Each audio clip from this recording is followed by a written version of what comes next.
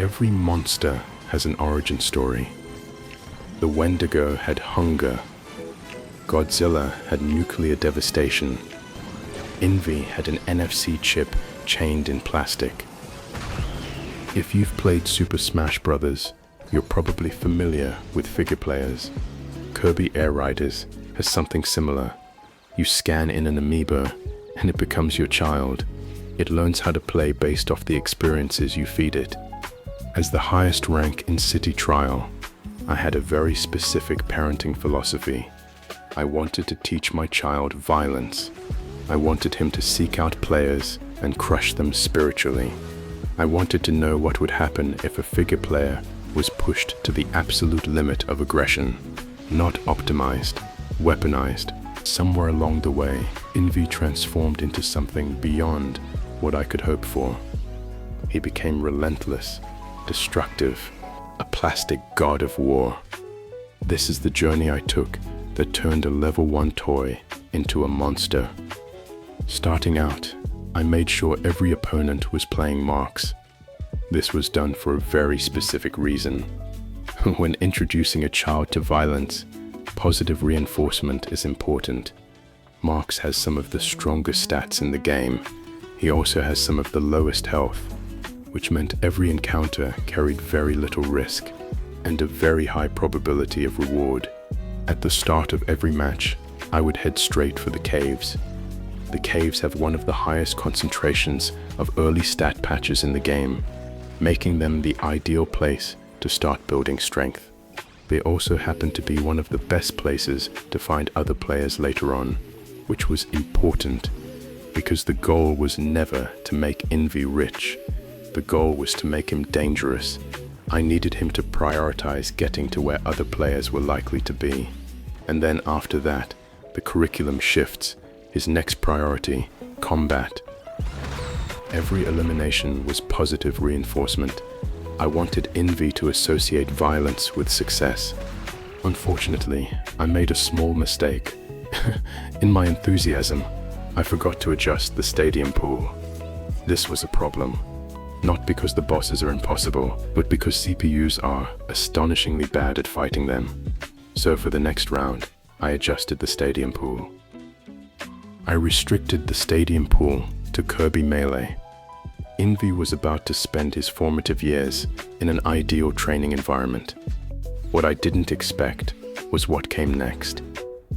The very next match rolled Gigantes.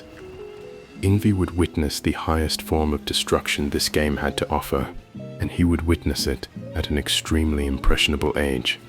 First, I needed to gather all of the machine pieces. This proved more difficult than expected.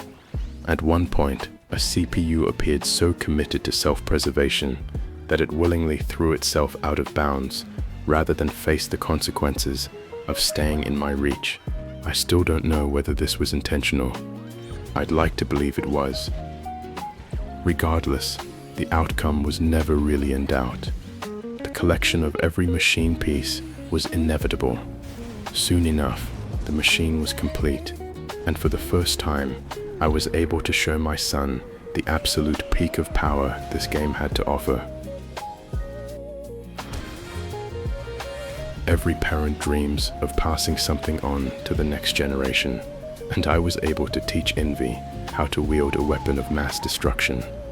In cold blood, I slaughtered every marks on the field, and, in an act of parental compassion, Invi as well. Every quick spin brought with it two things, death and knowledge. Then something unexpected happened. Upon completing the match, I unlocked the stadium, a completely normal game mechanic, but after everything that had happened, it felt different, almost as if the machine itself had enjoyed the lesson, almost as if it was eager to provide more opportunities in the future. The remaining matches followed a similar cadence. First came the caves, then came the violence.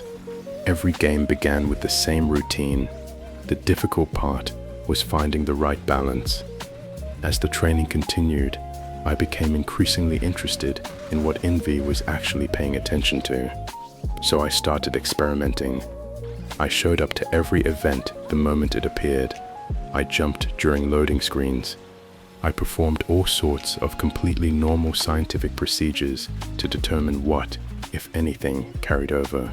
Most of the time I had no idea whether it was helping, but I wasn't taking chances. If there was even a possibility Invi was watching, I wanted to make sure he had something worth watching. And whenever an event appeared, I was there. Not for the rewards, not for the points, but because every event was another opportunity to create chaos. I treated them all the same way, as educational material. Every opportunity I got, I turned the city into a battlefield. After all, if you want to raise a monster, you have to give it monsters to fight. The stadium remained on Kirby Melees, Invi's natural habitat. Invi's explosive special was ideal for it. Together, we swept through the arena with ruthless efficiency, and in unison, we made quick work of the fodder held captive before us. By this point, the matches had settled into a routine. Back to the caves, then violence. Every game followed the same general pattern. Gather strength, attend events, cause problems. This particular match brought boxes raining down. The city responded exactly as you'd expect, with complete societal collapse. The event fueled yet another rampage across the map, but it also presented an unusual opportunity. I flew up to the chandelier, to the floating island suspended above the city. At the time, it seemed insignificant. Looking back, I suspect it may have planted a very unfortunate idea in Invi's head, but that's a story for later. For now, another match. Another trip to the caves. This particular match presented an unusual problem.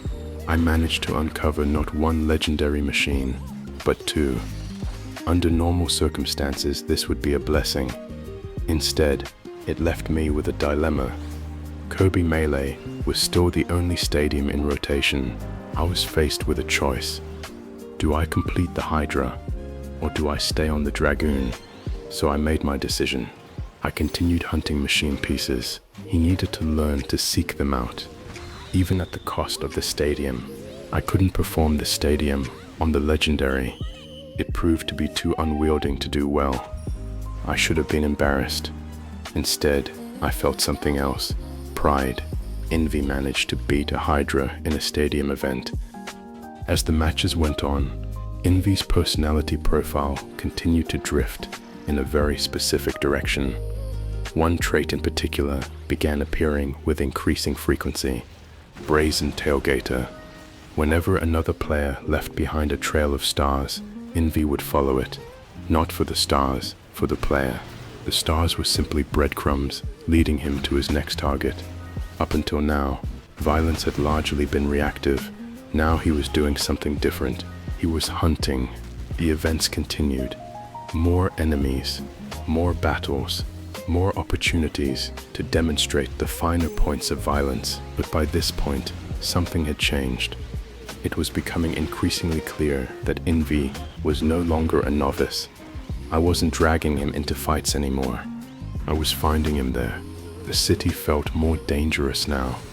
With every match, it became harder to ignore what was happening. The monster was no longer being built. It was starting to wake up. We advanced to Kirby Melees 2. The lesson plan was simple. Reach the second floor. Eliminate anything standing in your way. Preserve the bombs. Consume the bombs. Become the bombs. Then unleash absolute havoc across the stage. A controlled demonstration of explosive force. And to Invi's credit, he was an attentive student. The lessons didn't need to be repeated for very long. The numbers weren't impressive, but none of that really mattered. He understood the strategy. He knew where to go. He knew what to prioritize. And most importantly, he knew what to do once he got there. With the fundamentals established, I started introducing some variety into the curriculum. Air ride. Retirement mode, of course. I wanted to see how he would respond, how much of the training would carry over when the environment changed. And while he focused on the route ahead, I focused on removing anything that might stand in his way. Obstacles, enemies, potential distractions. I cleared the path, he followed it.